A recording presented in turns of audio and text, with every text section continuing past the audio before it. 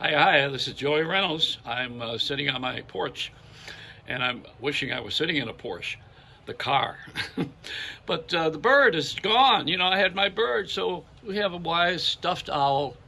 I don't know what I miss having that bird around. I used to have the bird on my shoulder, and I was singing zippity doo dah every day. It's a bluebird on my shoulder.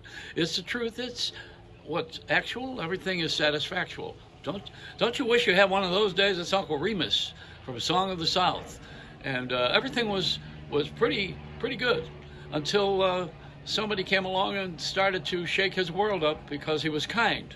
When you're good to someone, you got to pay the price because kindness is not well received from someone who didn't ask for it. That's what I'm getting to learn. I try to do things for people when they haven't asked for it. That's me volunteering to please myself. This is a lot of therapy here, but we've had a whole year of being introspective, I think, with our pandemic for all of us on this planet.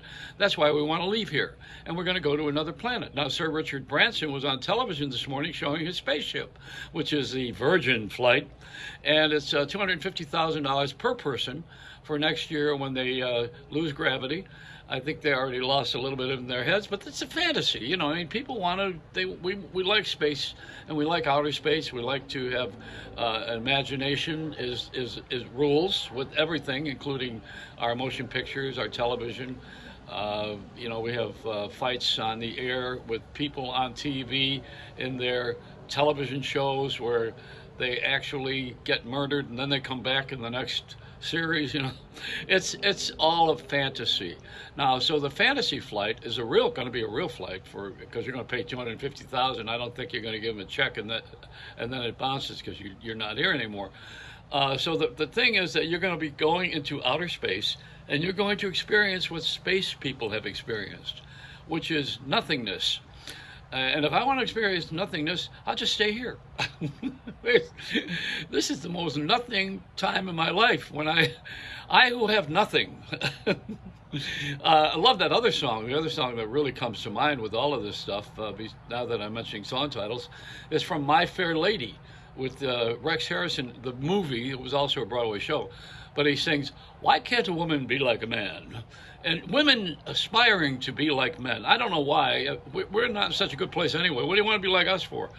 I don't think Eve was trying to be like Adam. I think Eve had a different calling. And I think somewhere along the line women want to be where men are, and I don't know why. I don't know, what the hell are you thinking? Pretty soon you're going to be mad at God for not making you first.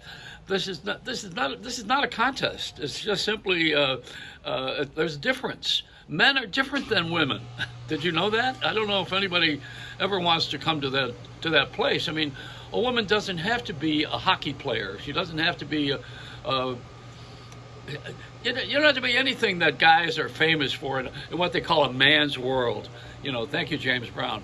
It is a man's world in that we were built to carry a heavier load, and women were built to put up with us. And we're getting away from that. Where women are wanting to be more like men in the practical application. I think women, when they do the same job, should be paid the same. I mean, that's without a doubt. And I think women should be promoted for their work and their efforts.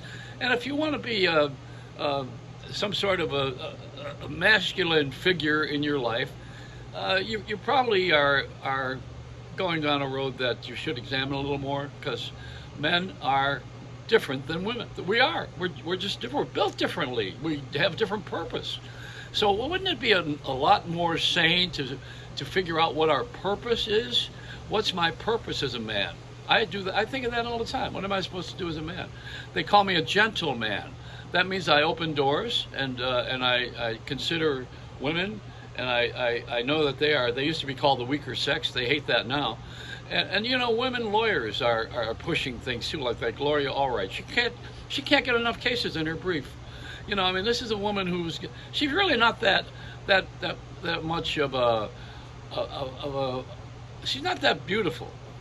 And women like men like beautiful women. And we want to see bubble butts and big titties. We like that. You want to change that? Why? What's wrong with that? and what's wrong with featuring that? I mean, as if you don't have that. Well, why don't you go wear a burqa? I mean, women putting a mask on their face. We all have better wear masks now, but for a lot of different reasons. I mean, see, we got this all screwed up. We really do. And there's a perspective that I'm bringing up now that you might want to examine. Now, I think you can be anything that you graduate to be from wherever you have gone and whatever you've learned. And I think that's a choice. But if you're going to pick a football player, you want to be a female football player, I mean, why? For what? So that you could be like a guy, so that you could be a quarterback? Why does a woman want to be a quarterback in football? Just ask yourself that. What's inside of you that says, you know, I want to be just like Tom. I'm going to be like Brady when I grow up. Yeah. Now, there's a nice role model for someone to think, well, men are presidents, so now I want to be a president. So now we have Miss Harris, who is now a vice president and perhaps will be president. Maybe we'll have another person, another woman one day. We're assimilating in professions based on ability and talent, not on desire to be like. That's the difference. Because as I learned it in school when I was a kid, like seeks like. And here's the way the nuns used to say it. Birds of a feather flock together. That means that you want to be like the other person. Then when I got to be a little older, I was Joseph in school, and birds of a feather flock together. Then when I went into high school, it was like seeks like. You know, so people hang out together because they're like the other person. You'd find a gang of people who go to the soda shop afterwards, is what we did in those days, and you would smoke a Pall Mall cigarette, which is also what we did in those days, and you would share it with somebody like you. Like seeks like. And then when we went to the college, they taught us quite the opposite. It says, opposites attract. So I thought, whoa, wait a minute. I thought birds of a feather, I thought like seeks like, and now I'm finding out that opposites attract? Where did that come from? And in reality, after all of that and during all of my drunken and drug trips and my therapy and everything that I've gone through so far in my life, I've learned the principle. Sick, pick, sick. It's a Reynolds wrap.